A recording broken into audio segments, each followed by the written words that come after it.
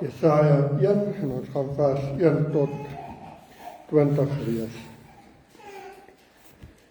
Die openbaring wat Jesaja seun van Amos ontvang het aangaande Juda en Jerusalem. Dit was in die regeringstyd van Osia, Jotam, Agas, Hiskia, konings van Juda. Luister hemele, gee aandag aarde, want die Here het gesê, ek het kinders grootgemaak en opgevoed, maar hulle het teen my in opstand gekom. 'n bees ken sy eienaar en 'n donkie die krib van sy baas, maar Israel ken my nie. My volk het geen begrip van wat ek doen nie. Elende wag vir julle sondige nasie, volk met skuld belaai, geslag wat verkeerd handel, julle wat net afbreek, wat my die Here verlaat het, my die Heilige van Israel verag en vir my die rug gedraai het. Daar is nie meer plek waar nog aan julle geslaan kan word nie, en tog hou julle aan om van my af weg te draai. Die hele kop is vol seerplekke en die hele gestel is verswak. Van kop tot tone is daar nie een plek heel nie. Dit is die ene kneusplekke, hane en rou wonde. Hulle is nie skoongemaak of verbind nie, of met salf behandel nie. Jou land is verwoes, julle stede is verbrand. Voor julle oë verteer vreemdes julle landerye. Hulle het dit in 'n verlate wêreld gemaak. Soos 'n skelm in 'n wingerd het Sion alleen oorgebly. Soos die hut van 'n wagter in 'n komkommertuin. Sion is 'n beleerde stad. As die Here die Almagtige nie 'n klompie van ons laat oorbly het nie, sou ons soos Sodom geword het. Ons sou net soos Gomora gewees het. Luister na die woord van die Here, julle Sodoms leiers. Gee ag op wat God julle leer. Julle Gomoras volk, wat het ek aan julle baie offers? Vra die Here. Ek is sat van brandoffers van ramme en die vet van voerbeeste. Die bloed van bulle en lammers en bokke staan my nie aan nie. As julle kom om voor my te verskyn, wie het julle gevra om my voorhoewe te kom vertrap? Moenie langer julle nuttelose offergawes bring nie. Ek het 'n afskuw van julle wierookoffers, nuwe maansfeeste, sabbatsvieringe en uitroep van feesdae. Ek verdra nie feesviering met onreg saam nie. Julle nuwe maansfeeste en feesgetye haat ek. Hulle is vir my 'n las. Ek is moeg daarvoor. As julle hande in gebed uitstrek, sal ek my oë vir julle toemaak. Selfs al bid julle hoe baie, sal ek nie luister nie, want julle hande is met bloed bevlek. Was julle, reinig julle, moenie voor my verskyn as julle verkeerd doen nie. Hou op met kwaad doen, leer om weer goed te doen, sorg dat daar reg geskied, gaan die verdrukker tee, laat die reg geskied aan die weeskinders, behartig die regsaake van die weduwees. Kom tog, julle sal wit word soos sneeu, al was julle purperrooi, julle sal wit word soos wol. As julle gehoor en opstandig bly, sal die swaard julle eet, want dit is die Here wat dit gesê het. Dit is lekker om te preek oor liewe Jesus. En dit is lekker om te preek oor Jesus wat ons verlos en al die wonderlike dinge nie. Jesus wat net wonderwerke doen, en Jesus wat vir ons net al die lekker goed laat gebeur en daar sal niks slegs gebeur nie, want Jesus is ons liewe Jesus.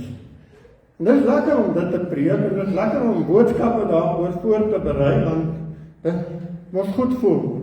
Mense wil nog nie mense ontstel nie. Jy wil nog nie op mense se tone trap nie. Jy wil nog nie mense in die kerk laat sit en jou met oogies aangluur van met waarmee jy nou besig nie. So, ek dink julle predikant sal eerder die liewe Jesus boodskapies wil preek. Want dan is niemand vir jou kwaad nie, en dan is niemand ongelukkig as hulle huis toe gaan nie, en almal is net happy. Maar ongelukkig werk die lewe nie so nie. Ongelukkig het die Here profete geroep om op te staan vir sy koninkryk. Wanneer mense nie meer die Here dien, soos wat hy gedien moet word nie. En ons het nou begin met die profete, en Jesaja is die eerste groot profeet wat ons gaan behandel. En Jesaja het in 'n tyd gepreek waar hy begin in hier staan in die regeringstyd van koning Usia. Daar was 'n koning en het goed gegaan en mense was godsdienstig, hulle het God gedien volgens voorskrifte en alles het goed gelyk. Maar toe sê God vir Jesaja, ek is nie happy nie. Ek is besig om my geduld te verloor met hierdie volk. En dit is woorde wat ons nie baie graag wil hoor nie. Hierdie boodskap is nie vir onbekeerdes nie. Hierdie boodskap is nie vir mense wat nog nie van Jesus gehoor het nie. Hierdie boodskap is vir my en vir jou, wat kinders van God is. Ons wat al ons harte vir die Here gegee het, ons wat alle verhouding met die Here is. So, vandag is nie 'n bekeringsboodskap nie. Vandag is 'n regwys boodskap, waarin elkeen van ons wat sê, ons is kinders van God, bietjie introspeksie moet doen en moet kyk na ons eie lewens en kyk of is God tevrede met my? Want dis lekker as God smaal en as God happy is, maar wanneer God kwaad word, dan hardloop ons maar weg. En ja, God sê hierso, hy sê, ek het kinders groot gemaak en ek het hulle opgevoed. Ek het Juda, Israel, het ek groot gemaak, van Genesis af. Hierdie deel van die Bybel is 'n verhaal tussen God en sy volk. En waar God 'n pad met sy volk gestap het, en waar die kinders van God wonderwerke beleef het, en waar hulle gesien het hoe in tye van onmoontlikheid het God ingegryp. Hulle weet van Noag, hulle weet van Abraham, hulle weet van Jakob, hulle weet van Josef, hulle weet van Moses, hulle weet van Esther, hulle weet van Deborah, hulle weet al hierdie verhale, hulle was deel daarvan. Maar hulle dien nie meer God met hulle harte nie. Dit het maar 'n gewoonte begin raak. Dit is nou maar, ons moet dit nou maar net doen. Want dit is nou maar wat ons gewoond is om te doen. En wat sleg is dat die kinders van God, wat al hierdie goed beleef, en al hierdie goed al gesien het, en alles al ervaar het, kom eintlik in opstand teen God, want kom ons hou net vir God happy, kom ons gee maar net om die offers wat hy vra, en kom ons doen nou maar net ons fees daar, en kom ons bid nou maar net so af en toe, dat ons nou maar net vir God happy hou, maar ons doen wat ons wil. So eintlik leef ons twee lewens. Want in die een lewe maak ek wat ek wil, en in die ander lewe moet ek moet net God happy hou, dat hy toch net nie kwaad raak nie. En dit is wat die boek Jesaja vir ons vandag wil sê, is, leef ek en jy 'n gesplete lewe, twee lewens, amper soos 'n man wat twee vrouens het en altyd moet happy hou, of dien ons een God? Dien ons God met ons lewens? Waar staan ons in ons verhouding met God vandag? As ons hierdie eerste deel van Jesaja lees, dan is dit amper asof God 'n tantrum gooi, waar God sê, dit is nou genoeg, dit is nou klaar. Ons speel nou nie meer godsdienst nie. As jy my wil dien, dan dien jy my. As jy my nie wil dien nie, dan los jy my. So, hierdie woorde van Jesaja is regtig nie sagte woordjies nie. En God is 'n God van dissipline. En wanneer ons hierso lees, dan sê hy 'n bees ken sy eienaar en 'n donkie ken die kruk van sy baas. Diere ken hulle baase. Kyk maar na jou hond of jou kat. Hulle weet wie jy is, maar laat iemand vreemd kom, Hulle gaan nie aanvaar as 'n baas nie, maar ons as mense teenoor God, dan is God ons baas, maar dan is iets anders ons baas, en dan is ons hartebron. En dan sê God, maar ek het julle gedissiplineer. Ons almal weet, dat wanneer daar stout kindertjies is, dan sal mense baie vinnig sê, daai ouers moet bekeer, hulle kinders dissiplineer. 'n Pak op sy tyd sal baie help. Maar God het al vir ons pakke uitgedeel. En God sê, hy het ons al so gedissiplineer, dat dit grens aan aanranding. Want hy sê, daar is nie meer plek om te slaan nie. Daar is nou al soveel houe geval, en daar is nou al soveel seerplekke, en dit is nou al van kop tot tone, daar is nie meer plek om te slaan nie, maar pragtig, hierdie volk van my, maak nes hulle wil. Ja, en God straf. Hoekom? Omdat hy vir ons lief is, omdat hy ons weer terug wil bring en in lyn wil bring met hom. God straf ons nie om ons weg te dryf nie. Net soos wat ouers weet, 'n pak op sy tyd is 'n goeie ding. Net so weet God dat 'n pak op sy tyd is 'n goeie ding, om ons net weer bietjie in lyn te bring met ons verhouding met hom.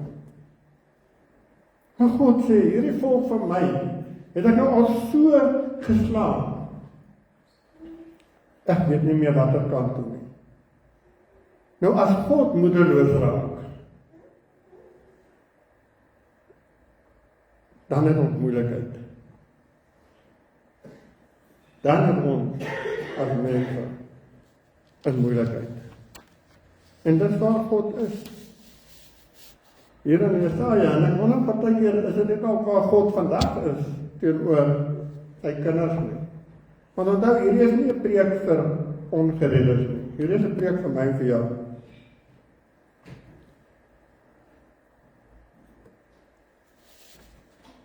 Hoeveel keer moet God my nog straf, my nog 'n hou gee, om my in lyn te bring met sy wil, met sy reëls, met wat vir hom goed en aanneemlik is. Ons is maar almal woelige kinders. En ons het almal maar partykeer stout. En ons kort almal maar partykeer net so 'n goeie hou, om in lyn te wees met wat God se wil is.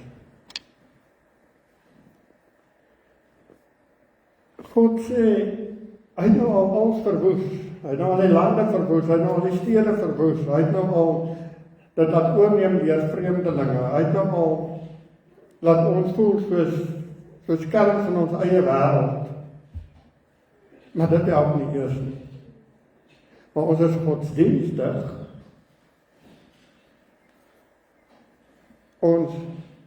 Ons bid en ons lees die Bybel en ons vier ons feeste. Maar dan kom God en sê, maar hoekom doen jy dit? Met watter rede doen jy dit? Wat is jou beweegrede? Is dit nou maar net omdat dit nou maar net godsdiens is en dat dit nou dis maar wat ons moet doen, want my pa het my so groot gemaak, of gaan dit regtig vir ons oor die verering en verheerliking van God? Daar is 'n verskil tussen godsdiens en diens van God. Godsdiens is reëls en regulasies wat nagekom word, maar diens van God is 'n verhouding. Dis 'n koneksie. Dis iets wat jy doen omdat jy nader aan God wil beweeg. En God sê hierso, julle is besig met godsdiens. Julle is nie meer besig om God te dien nie. En waarop baseer God dit? Hy sê in die eerste plek offers. Julle brandoffers en julle dieroffers en julle offergawes en julle wierookoffers. Ek het geen eg meer daarin nie. Ek het geen sin meer in enige offer wat gebring word nie, want dit is, ek moet dit nou maar net doen. Ek moet tog net my 10de gee, dat die kerk tog net kan ophou ming. Of ek moet tog nou net hierdie mense help, 'n bietjie my tyd opoffer. Voordat mense dan sê, ek doen in elk geval niks. En dit is wat vir God begin pla. Dit begin vir God pla, dat ons sê ons bring 'n offer vir hom, maar meantime is dit om ons gewete te sis en ander mense se mond toe te hou. Hoekom bring jy jou 10de? Hoekom gee jy jou 10de? Is dit omdat jy dit gee vir God, omdat dit vir jou 'n saak van belangrikheid is om te sê, Here, hier is uit dankbaarheid my offer vir u koninkryk, vir die kerk, sodat die kerk kan doen wat die kerk moet doen, of waarvoor jy ook al jou 10de gee. Ek gaan nie in fights ingaan oor 10des nie. So 'n saak tussen jou en God. Maar met watter gesindheid gee jy dit? Gee jy dit vir die Here en sê, dis u sin? Of gee jy dit vir die Here en sê, okay Here, maar onthou nou net daai geldjies. Moet u so mee maak en so mee maak en so mee maak, en moet dit asseblief net nie vir daai een sê nie, want hulle wors met geld, en maak so en maak so en maak so. Of bring ons 'n offer vir die Here en sê, Here, hier is dit. Ek dink die brandoffers was amper 'n beter offer as die geldoffer. Want as jy 'n dier gebrand het, kan jy hom nie terugvat nie. Jy het geen sê oor daai offer nie. Jy kan nie sê, net die helfte van die dier asseblief, of hierdie maand is er 'n bietjie rof, so vat net die agterkwart. As jy 'n dier offer, dan offer jy die hele dier. Dis alles. As jy vir die Here 'n offer bring, is dit alles. Dit is nie 'n berekende offer nie. Dan is dit nie 'n offer nie. Dan is dit 'n betaling. 'n Offer aan God is 'n onberekende offer. Dis dit wat God op jou hart druk, wat jy vir hom moet gee, om te maak wat hy daarmee wil maak. En dit is wat God hier sê. Julle bring offers, maar julle gee nie meer vir my die beste uit die kudde uit nie. Dit raak nou maar sommer net enige ou skaapie of enige ou bokkie of waar is die eerste en die beste vir God en die res vir my? Het ek en jy nie dalk begin met eerste en beste vir my en okay, kom ek tel gou. Okay, Here, hier is so ietsie vir u. Weet alles vir Here, hier is u sinne. Offers is vir God belangrik. Want God het die eerste en beste offer vir my en vir jou gebring. Jesus Christus. God het nie vir Jesus gesê, okay, kom ons gaan net tot by Golgotha, dan is dit verby. Dan let's call it a day. Dan hoef jy nou nie verder te sukkel nie. Dan kom haal ek jou en die prys is betaal. Nee. God se offer het deurgegaan tot op die einde. Jesus het gesterf. Hy kon aan die kruis vir die engele gesê het, kom haal my. Hy was die seun van God en hy is nog steeds die seun van God. Hy het autoriteit gehad om dit te doen. Hy kon dit doen. Maar God se offer is deurgevoer tot op die einde. God doen nie halwe werk. Ek en jy mag ook nie vir God halwe offers bring.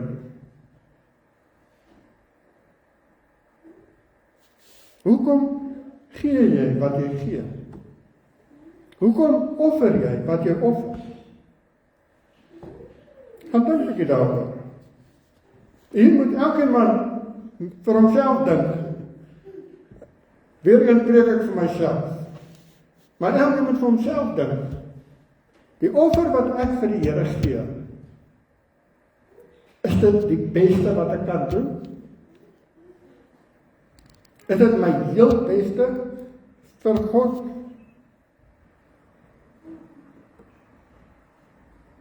God sê, ek stel nie my belang in julle offers nie. Maak wat julle wil.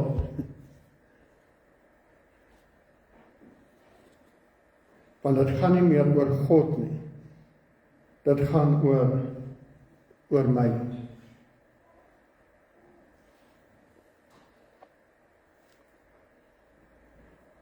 En dan sê God, julle feeste verdra ek nie, want dit gaan met onreg saam.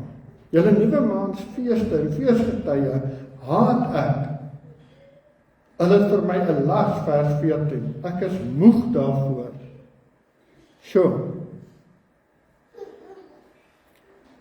As God vandag moet sê, ek is moeg daarvoor dat julle Sondag kerk toe kom. Dis die implikasies van vandag, is dit nie?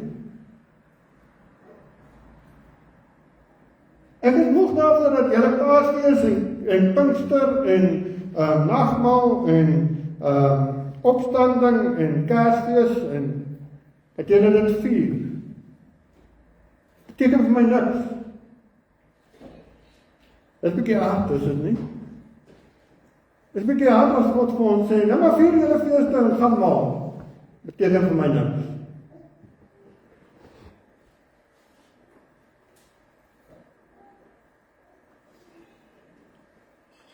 En dat dan wanneer ons vir ons moet sê, Here, waaroor gaan hierdie feeste vir my?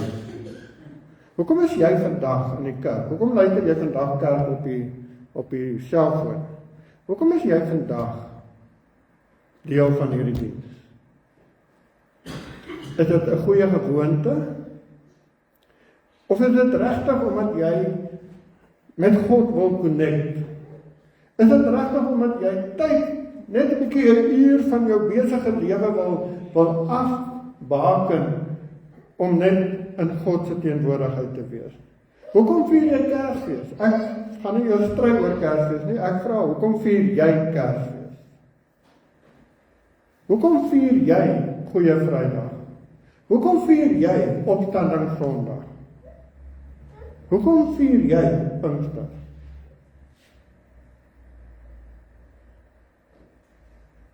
En dit is wat God 'n bietjie vir ons wil kom sê. Hy sê, jy kan dit vier net omdat dit nou lekker is, of jy kan dit vier omdat jy fees wil vier omdat ek jou God is.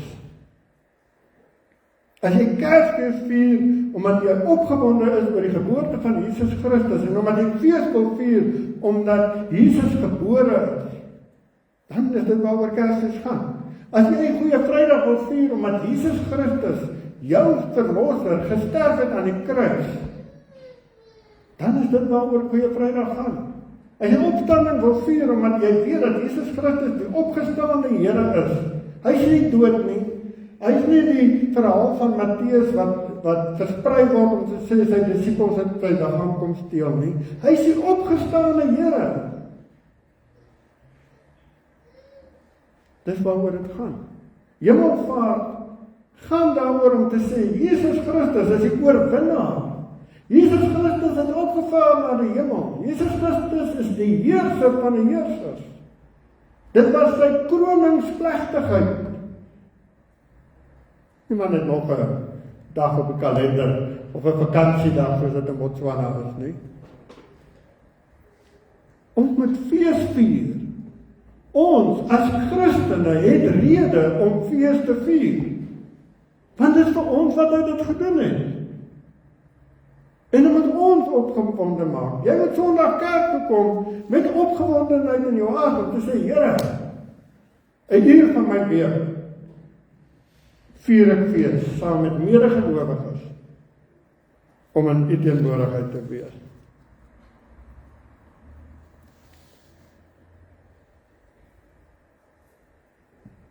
As God sê, ek haat julle feeste.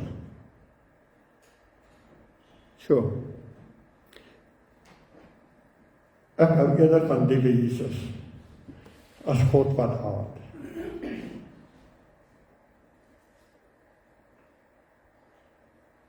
Die Bybel sê jy mag nie haat nie. Maar hier sê God, ek haat die manier hoe julle my aanbid. Want dis maar net, kan maar sê tradisie. Dis maar net godsdiens. God is nie in die diens nie. En wanneer God nie in die diens is nie, is dit niks. En daarom moet ons so baie seker maak, hoekom doen ek wat ek doen? Ons hier in Gansie is so bevoorreg. Hoekom doen ons wat ons doen? Hoekom kom ons kerk toe? Hoekom lees ons Bybel? Hoekom bid ons? En dit bring my by gebed. Kyk, as ek 'n groep mense gesien het wat bid, dan staan ek nou hier voor hulle. Ek het lanklaas in my lewe 'n gemeenskap gesien wat bid, soos wat Gansie bid. Ek het lanklaas in my lewe beleef hoe 'n gemeenskap kan verenig in gebed. En dit maak my opgewonde.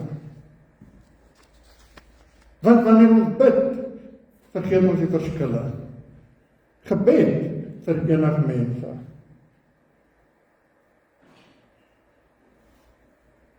Nou sê God, as julle julle hande in gebed uitstrek, sal ek my oë toemaak vir julle. Selfs al bid julle hoe baie, sal ek nie luister nie, want julle hande is met bloed bevlek. So, as God die dag sy oë vir ons gebede moet toemaak, kan ons net sowel ophou lewe. As God die dag sy rug op ons draai en nie luister na ons gebede nie, wat gaan van ons word? Waar gaan ons eindig? Ons weet, hier in Gansie, ons weet wat dit is om afhanklik van God te wees. Ons weet dat die eerste ding wat gedoen moet word is gebed en daarna doen jy die ander goed.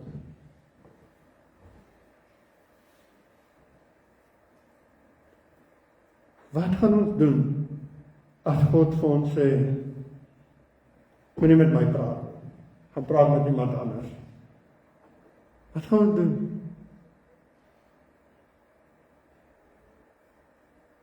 En dan sê God die regheid vir sy volk. Sê hy, julle kan maar bid, ek luister nie. Kyk nee, daar is een ding wat 'n mens goed irriteer, en dit is wanneer iemand jou ignoreer. Hoe moet dit voel as God jou ignoreer?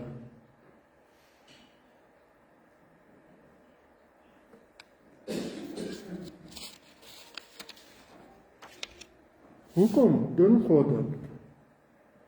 Want hy praat, en hy praat, en hy praat, en hy praat, en hy praat, maar ons luister nie. En dis wat hy vir Israel sê. Ek het nou moe gepraat. Ek weet nie meer wat om te sê nie, want maak saak wat ek sê nie, jy luister nie. En nou wil jy met gebed na my toe kom, en ag, liewe Jesus, en ag, dit, en ag, dit, en ag, dit. Maar wanneer ek praat, dan ignoreer jy my. En is ons as Christene nie besig om God te ignoreer nie? Want God met ons praat en vir ons sê, hoor jy gaan doen dit, hoor jy verander hierdie in jou lewe, hoor jy gaan ryk uit na daai persoon toe, hoor jy, kyk net of jy nie bietjie anders moet dink oor die lewe en bietjie meer eenheid bring. Hoeveel keer het God nie al met jou gepraat en met my gepraat oor iets wat ek en jy moet doen nie? En dan doen ons dit nie. Ek is nou nie seker wat ek reg gehoor het nie. Ek sou nie seker of dit die Here, want die Here sal mos nie van my vra om dit te doen nie. Herken julle die verskoning? Ag Here, ek is nou nie so goed nie. Jy moet nou maar iemand anders vra. Ons kan soveel verskonings uitdink, wanneer God aan ons 'n opdrag gee, van hoekom ons dit nie wil doen nie. Maar wanneer ons vir God iets vra, dan klap ons die vingertjies en dan moet spring. Maar kom 'n dag wat God sê, ek is nou klaar. En dan?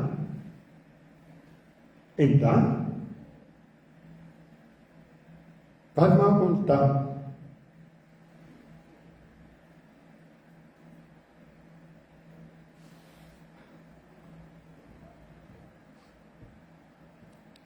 God praat, en hy praat, en hy praat, maar daar kom 'n dag, dat hy gaan stil bly.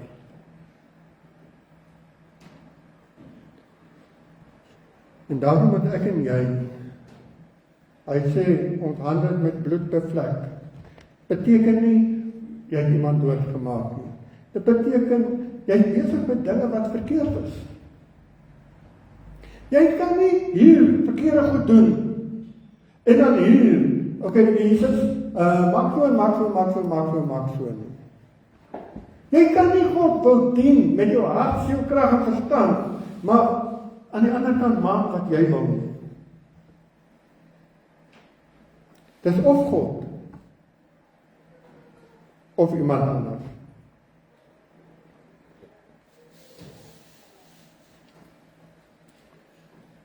As jy vir voel, of God ver is, wanneer jy bid, vra net vir jouself, wie het wegbeweeg? As jy vir jou voel of God ver is, vra net vir jouself, wat het ek gedoen?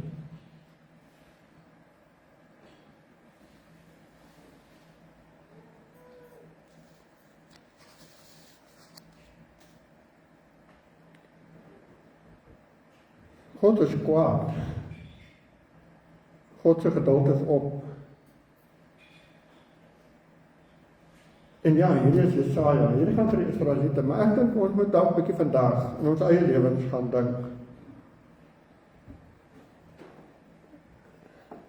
Hoe naby is God om sy geduld met my te verloor?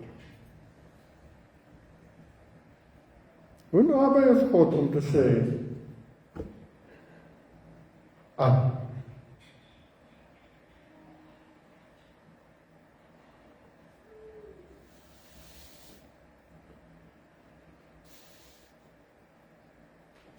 ek kan nie voor God verskyn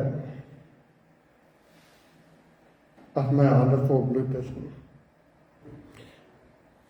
Hy sê in vers 16, was julle, reinig julle, maak julle skoon.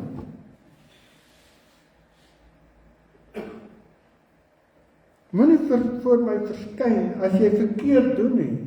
Moenie voor my verskyn as jy aanhou om kwaad te doen nie. En die Hebreërs sê dit as volgende, ek lees nou maar in Engels, turn aside the evil of your deeds. Hoor julle, goeie Afrikaans. Turn aside the evil of your deeds. Choose to do evil. Hou op om boos te doen. Nie net kwaad te doen nie. Evil is my meer as net kwaad. God is baie regheid. Hy sê, dit is nou klaar. Hou op om die verkeerde te doen en stop het om die bose te doen. Dit wat God van ons vra.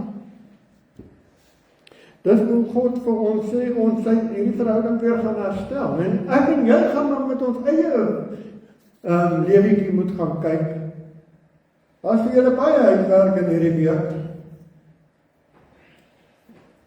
wat is verkeerde is ek mee besig? En dan wil ek 'n sterkie aansit. Waarmee is ek besig waarvoor ek myself baie goed kan regverdig? Ek kan nie voor God verskyn as ek willens en wetens die verkeerde doen.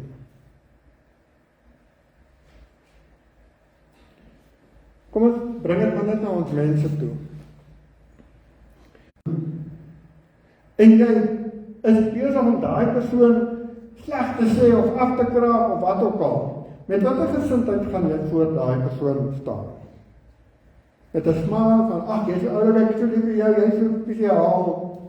Maar agteraf is jy besig om hierdie persoon so te verneder, te vernietig. Kry julle die prentjie? Dis wat ons met God doen. Hoe lyk ons lewens? Is ons besig om elke dag God te eer en God te dien en te vertel hoe wonderlik God is en te getuig en te lewe en dan kan ons voor hom verskyn? Of is ons besig om ons eie lewe te lewe en ons eie planne te maak en te skree en te gil en te maak wat ons wil en dan moet ons nou voor Jesus kom verskyn? Ag, liewe Jesus.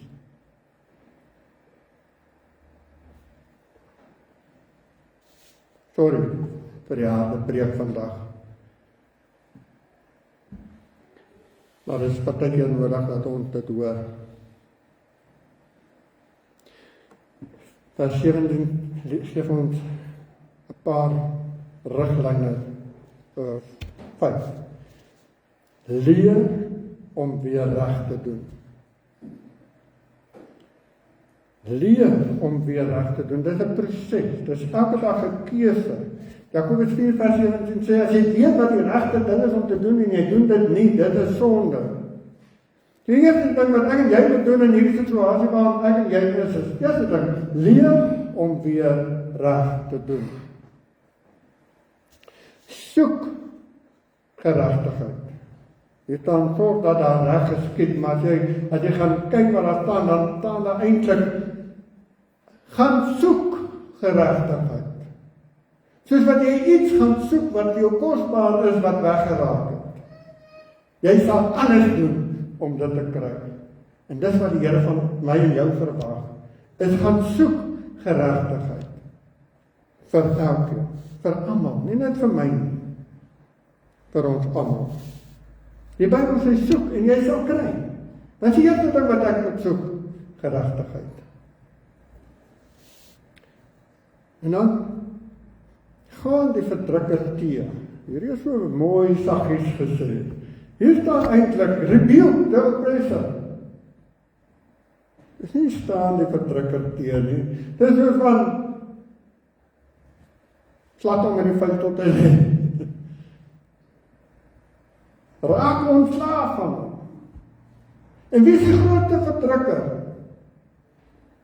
Satan homself. Jakobus 4 vers 7 sê, onderwerp julle dan aan God, staan die duiwel teë, en hy sal van julle af wegvlug. Ons het nie hier te doen met 'n kykie nie, ons het te doen met 'n leeu. Jy gaan nie vir 'n leeu sê, ag, kitty, so. Jy gaan gebeur uit al en jy gaan van hom ontslae raak. Maar ons wil dit met die duiwel doen. Duiweltjie, wil jy nie maar net 'n bietjie pad gee nie? Ons moet die verdrukker teenstaan. Ons moet die vyand wat besig is om te steel en te vernietig, met ons teenstaan. Ons gaan moet begin guts kry. En dan laat die reg geskied van weeskinders, behartig die regsaake van weduwees. Ek en jy het 'n verantwoordelikheid teenoor mekaar. Ons het 'n verhouding met God, is nie net myne nie. Hierdie wat mense sê, my verhouding met God het niks met jou uit te waai nie. Sorry vir jou. Ek weet nie waar lees jy dit in die Bybel nie. Jou verhouding met God het alles met my uit te waai. My verhouding met God het alles met jou uit te waai. Want God het gesê, jy moet jou naaste lief hê soos jouself. God sê, staan op vir die wat nie vir hulle self kan opstaan nie. Help die wat hulle nie self kan help nie. Dis 'n opdrag.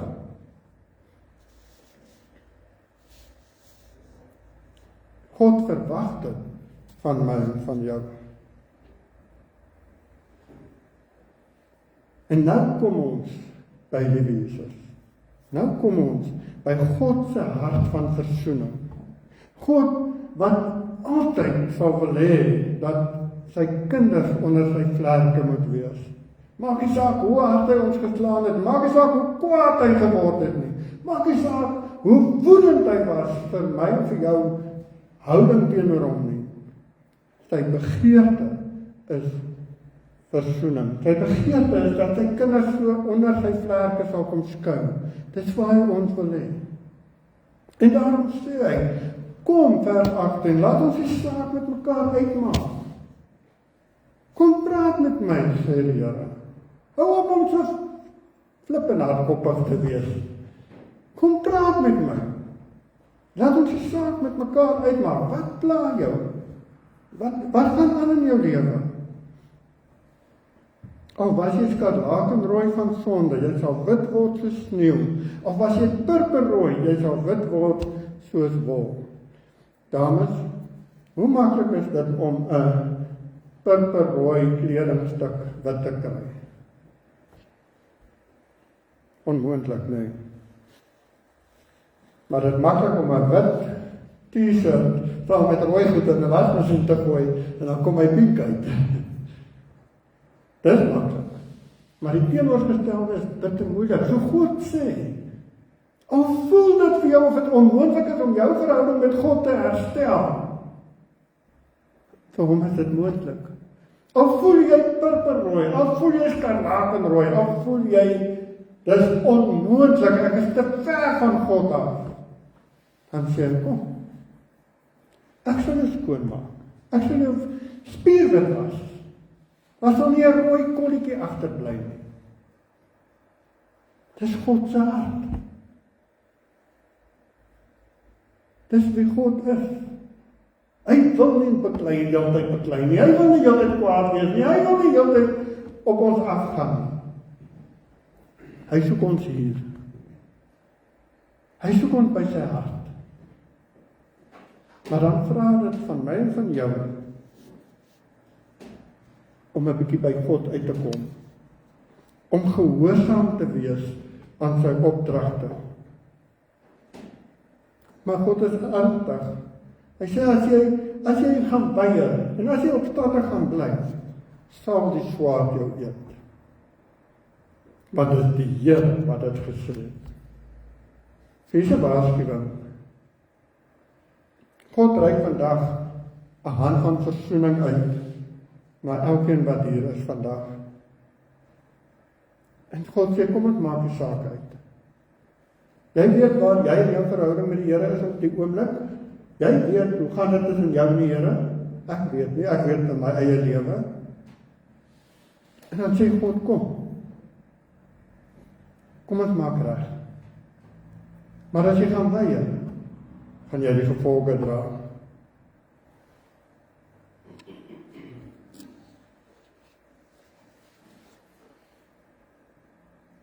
God kan my purperrooi lewe van afskeepoffers, waardelose godsdienstige feeste en selfgesentreerde gebede, kan God verander na die Hebreërs 12 vers 1, lewende en heilige offer wat vir God aanneemlik is. Dan kan God ons feeste verander na Psalm 23 vers 5, waar dit 'n feesmaal vir my voorberei voor die aangesig van my teenstanders. Dan kan God ons gebed verander na Psalm 141 vers 2 gebed, waar my gebed voor God is soos 'n wierookoffer en die uitsteek van my hande is soos 'n graanoffer in die aand. God wil dit doen. Dis God se hart. Die keuse is myne. Ek moet vandag besluit. Wil ek God se geduld nog verder beproef? Of soos ma en pa sal sê, ek het nou klaar gepraat. Ek dink ons almal ken daai woorde. Waar ma en pa dan sê, ek het nou klaar gepraat. Vandag, in Gansie, ek dink dit is 5 Julie, het God klaar gepraat. Vandag moet ek besluit, gaan ek nog verder God se geduld beproef? Of gaan ek die saak met God uitmaak, sodat ek sy goedheid kan beleef? Net jy kan daai besluit maak. Amen. Kom ons bid saam. Here,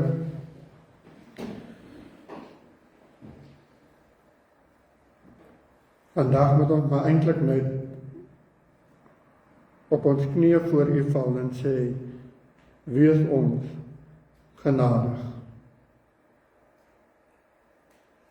Ja Here, dit is lekker om te praat van hoe goed U is en die wonderwerke en die lekker dinge wat U altyd doen, maar